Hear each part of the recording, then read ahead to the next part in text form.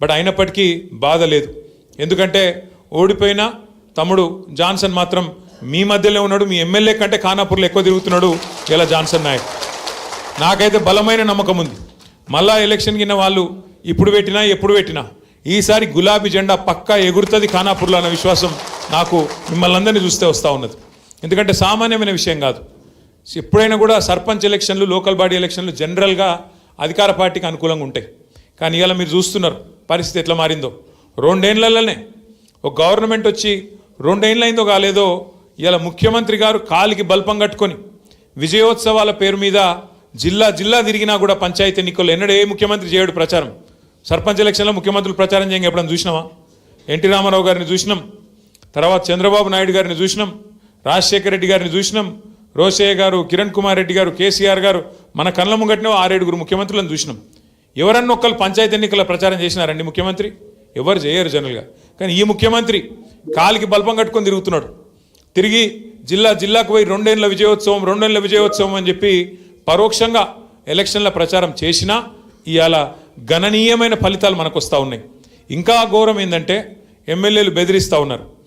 ఒక్కొక్క కాంగ్రెస్ ఎమ్మెల్యే ఇవాళ కళ్ళు నెత్తికెక్కి అధికార మదం తలకెక్కి ఇష్టం వచ్చినట్టు మాట్లాడుతున్నారు. ఇప్పుడే ఇక్కడికి వస్తుంటే నేను చూసిన ఒక కాంగ్రెస్ ఎమ్మెల్యే అంటుండు, మీరు నన్ను చంపేస్తే అంటే ఎలక్షన్లో ఓడగొట్టి నన్ను చంపేస్తే నేను మిమ్మల్ని చంపేస్తా గెలిస్తే అంటున్నాడు. ఆ మాటలు మాట్లాడుతున్నారు. అవి చూసుకొనే ఇలా కాంగ్రెస్ కార్యకర్తలు కూడా చెలరేగిపోయి పిచ్చి పిచ్చి ప్రవర్తనలన్నీ చేస్తూ ఉన్నారు. నేను దయచేసి ఇక్కడ గెలిచి వచ్చిన మా సర్పంచులు ఎవరైతే మొత్తం 56 మంది, వారితో పాటు ఇవాళ చేరుతున్న 4 ఇండిపెండెంట్ సర్పంచులు ఉన్నారో 60 మంది మా ఖానాపూర్ నియోజకవర్గంలో మీకు నేను చేసే విజ్ఞప్తి ఒకటే. సర్పంచులకు నిధులు అనేది ఎమ్మెల్యే ఇయ్యడు. సర్పంచులకు నిధులు అనేది ఎవరో దాన ధర్మాల మీదనో వాళ్ళ ఇష్టాయిష్టాల మీద ఉండదు. మీకు ఒక విషయం అవగాహన ఉండాలి. అవగాహన ఏముండాలి అంటే భారతదేశంలో మనకు 5 అంచెల్లో ప్రభుత్వాలు ఉన్నాయి, 5 స్థాయిల్లో ప్రభుత్వాలు ఉన్నాయి.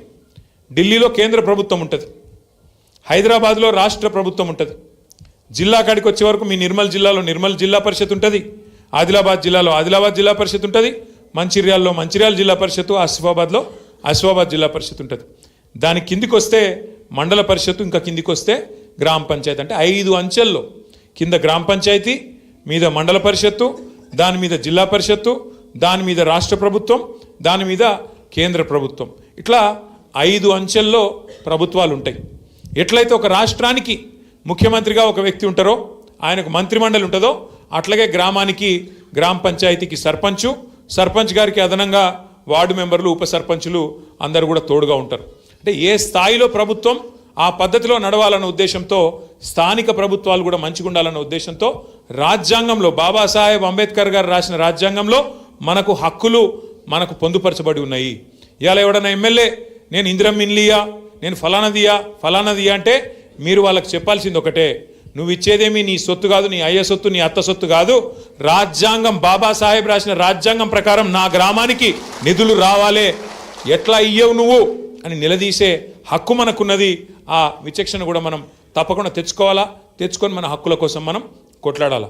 అయితే ఇక్కడ ఎట్లుంటుందంటే రేవంత్ రెడ్డి కాంగ్రెస్ ప్రభుత్వం మరి హడావుడిగా బీసీలను మోసం చేసి 42% అని మాటలు చెప్పి, దొంగ మాటలు చెప్పి ఆఖరికి ఉన్న 24ని తగ్గించి 17 చేసి ఎలక్షన్ పెట్టిండు. ఎందుకు అంటే ఒకటే కారణం, ఫైనాన్స్ కమిషన్ నుంచి జాతీయ స్థాయిలో ఫైనాన్స్ కమిషన్ ఒకటి ఉంటుంది.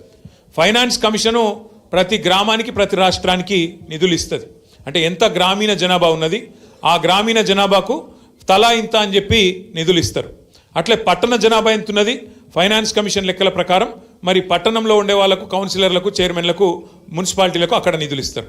అయితే ఏ నిష్పత్తిలో ఇస్తారు డబ్బులు అంటే, పైనుంచి ఫైనాన్స్ కమిషన్ నుంచి ఇప్పుడు మన తెలంగాణ రాష్ట్రానికి సకాలంలో ఎన్నికలు పెట్టకపోవడం వల్ల ఒక 3,500 కోట్ల దాకా పైసలు రావాలి. ఆ 3,500 కోట్లల్లో డైరెక్ట్గా 70% సర్పంచ్ గారికే రావాలి, గ్రామ పంచాయతీకే రావాలి. ఒక 20% మండల పరిషత్ ఉంటే మండల పరిషత్కి వస్తాయి. ఒక 10% జిల్లా పరిషత్ ఉంటే జిల్లా పరిషత్కి వస్తాయి. అంటే రూపాయి స్థానిక సంస్థలకు ఢిల్లీ నుంచి విడుదలైతే 70 పైసలు సర్పంచులకు, గ్రామాలకు, 20 పైసలు మండల పరిషత్కు, ఒక 10 పైసలు జిల్లా పరిషత్కు ఇవ్వాల్సి ఉంటుంది. ఇది మీ హక్కు. ఇది వాళ్ళెవరో వీళ్ళెవరో వాళ్ళ ఇష్టానికి అనుగుణంగా చేసేందుకు వీలు లేదు. అట్లాగే ఇంకొక విషయం కూడా మీరు తెలుసుకోవాలి. చాలామంది మిత్రులు అంటారు, నేను దాదాపు ఒక సంవత్సరంన్నర 2 సంవత్సరాల పాటు నేను పంచాయతీరాజ్ మంత్రిగా కూడా పనిచేసిన. ఎట్లుంటుందంటే ఊళ్ళలో కొట్లాటలు, అన్న నేను సర్పంచ్ గెలిచిన, మరి సర్పంచ్ ఏమో ఒకటే ఊళ్ళో గెలిచిండు, మరి నేను ఎంపీటీసీ గెలిచిన, ఎంపీటీసీ ఏమో 3 ఊళ్ళ మధ్యలో గెలిచిన, నేను 3 ఊళ్ళు ఓట్లు వేస్తే గెలిచిన నేను, మరి నాకు పెద్ద కుర్చీ ఉండాలి, నాకు పెద్ద పదవి ఉండాలి, నాకు సర్పంచ్కి ఏం పోటీ అని చెప్పి ఎంపీటీసీలు అడుగుతూ ఉంటారు. మీరు ఎంపీటీసీ పాత్ర జెడ్పీటీసీ పాత్ర కూడా మనం అర్థం చేసుకుంటే పంచాయతీ ఉండదు సర్పంచ్ గారితో ఉప సర్పంచ్ గారితో. ఇప్పుడు మీరు అదే ఇన్ని ఉంటారు, అది మన అడ్వర్టైజ్మెంట్ చూసే ఉంటారు మీరు. భగవంతునికి భక్తునికి అనుసంధానం ఏమిటిది? అంబికా దర్బార్ బత్తా. అగో ఎంపీటీసీ పాత్ర కూడా గదే. ఎంపీటీసీ అంటే ఆయన ఏం చేయాలంటే, ఇప్పుడు నేను చెప్పినట్టు 70 పైసలు గ్రామానికి వస్తాయి ఫైనాన్స్ కమిషన్ పైసలు, 20 పైసలు మండలానికి వస్తాయి, 10 పైసలు మరి రూపాయల జిల్లా పరిషత్కి వస్తాయి 10%. మరి ఎవరు ఎక్కడ ఏం ఖర్చు పెట్టాలి? ఇప్పుడు జిల్లా పరిషత్ ఖర్చు పెట్టాలన్నా ఊళ్ళలోనే ఖర్చు పెట్టాలి, మండల పరిషత్ ఖర్చు పెట్టాలన్నా ఊళ్ళలోనే ఖర్చు పెట్టాలి, గ్రామ పంచాయతీ ఖర్చు పెట్టాలన్నా ఊళ్ళోనే ఖర్చు పెట్టాలి. కాకపోతే మరి పైసలు ఒకరితోనొకరు సమన్వయం చేసుకొని ఎట్లా పెట్టాలి, ప్రజలకు అవసరమయ్యే పనులు ఏమిటి, వాటిని ఎట్లా చేసుకోవాలి, రోడే అన్నా, మోరే అన్నా, సీసీ ప్లాట్ఫామ్ పోయి అన్నా, ఇంకోటి చేయన్నా, ఇది నిర్ణయించుకునేందుకు గ్రామ పంచాయతీకి మండలానికి మధ్యన అనుసంధానకర్త, భగవంతునికి భక్తునికి అనుసంధానం లెక్క గ్రామ పంచాయతీకి సర్పంచ్కు మండలానికి అనుసంధానకర్త ఎవరు? ఎంపీటీసీ గారు. అట్లాగే మండల పరిషత్కు జిల్లా పరిషత్కు అనుసంధానం ఎవరు? జెడ్పీటీసీ గారు. అందుకే పంచాయతీ వద్దు, ఎంపీటీసీ పని ఏంది, మండలికోవాలి, ఆడికెళ్ళి ఏమైనా పైసలు పట్టుకొచ్చి గ్రామ పంచాయతీలో సర్పంచ్ గారికి సన్నీళ్ళకు వేడి నీళ్ళు అన్నట్టు కలుపుకొని వాళ్ళు 70 పైసలు వీళ్ళు 10 పైసలు మొత్తం కలుపుకొని ఊరికి పనికొచ్చే పనులు చేయాలి. అంతేగాని కుర్చీల కొట్లాటలు, నువ్వు కుర్చీ చేసుకుంటావు నేను పక్కకు కూర్చుంటా, ఆ కొట్లాట పెట్టుకుంటే ఇక అది ఒడవది తెగది, మొత్తానికి ఊరాగమవుతుంది. కాబట్టి మనం హక్కులు తెలుసుకోవాలి ముందు. గ్రామ పంచాయతీలో సర్పంచ్ పాత్ర ఏంది, వార్డు సభ్యుల పాత్ర ఏంది, ఉప సర్పంచ్ గారి పాత్ర ఏంది, ఇవన్నీ కూడా తెలుసుకోవాలి. అందుకే ఏం చేద్దాం అనుకుంటున్నామంటే